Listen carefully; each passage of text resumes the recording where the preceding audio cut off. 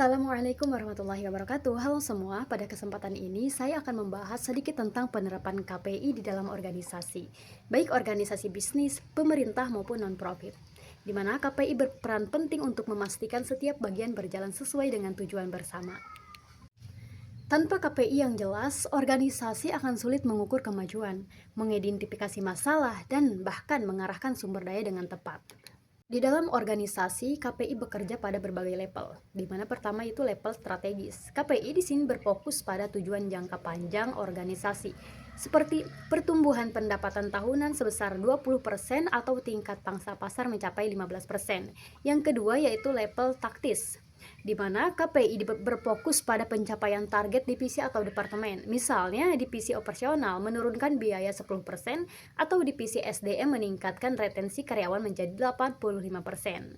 Yang ketiga yaitu level operasional, di mana KPI terkait tugas harian atau mingguan seperti jumlah laporan yang diselesaikan per minggu atau tingkat akurasi data yang dipasukan. Sebagai contoh, di organisasi retail besar, kepemimpinan fokus pada pendapatan keseluruhan, manajer cabang fokus pada penjualan per lokasi, begitupun dengan kasir fokus pada kecepatan layanan dan akurasi transaksi. Adapun proses menetapkan KPI di organisasi meliputi langkah-langkah seperti pertama, menyesuaikan dengan visi dan misi.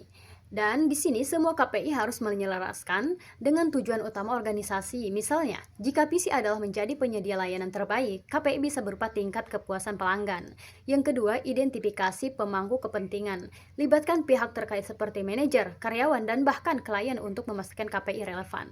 Yang ketiga yaitu tetapkan metode pengukuran, di mana kita harus menentukan sumber data, frekuensi, pemantauan, dan alat yang digunakan, seperti dashboard atau laporan bulanan. Yang keempat yaitu komunikasi secara luas, di mana di sini kita harus memastikan semua anggota organisasi memahami KPI yang menjadi tanggung jawabnya. Yang kelima, evaluasi dan sesuaikan. KPI tidak statis, perlu diperiksa secara berkala untuk menyesuaikan dengan perubahan kondisi organisasi atau pasar. Kita ambil contoh di mana misalkan dalam organisasi pendidikan, KPI sekolah bisa jadi tingkat kelulusan siswa 95% yang diukur setiap semester dan disesuaikan jika ada perubahan kurikulum. Adapun manfaat dan tantangan penerapan KPI. Manfaat KPI bagi organisasi antara lain meningkatkan koordinasi antar departemen, membuat pengambilan keputusan lebih objektif, dan memotivasi karyawan dengan target yang jelas. Namun, ada tantangan seperti resiko fokus hanya pada angka tanpa memperhatikan kualitas, atau kesulitan dalam mengukur KPI yang bersifat non-kuantitatif seperti inovasi. Nah, oleh karena itu, penerapan KPI perlu seimbang antara kuantitas dan kualitas. Sekarang saya akan melakukan evaluasi diri terkait presentasi ini. Dalam verbal, saya merasa sudah bisa menjelaskan peran KPI di setiap level organisasi dengan jelas. Namun, terkadang saya menggunakan istilah teknis tanpa menjelaskannya lebih rinci, di mana mungkin hal ini dapat membuat pemahaman menjadi kurang maksimal, terutama bagi yang baru mengenal topik ini. Dalam nonverbal, saya mencoba mempertahankan kontak mata, dan dalam simbolik, pakaian yang saya kenakan sudah rapi.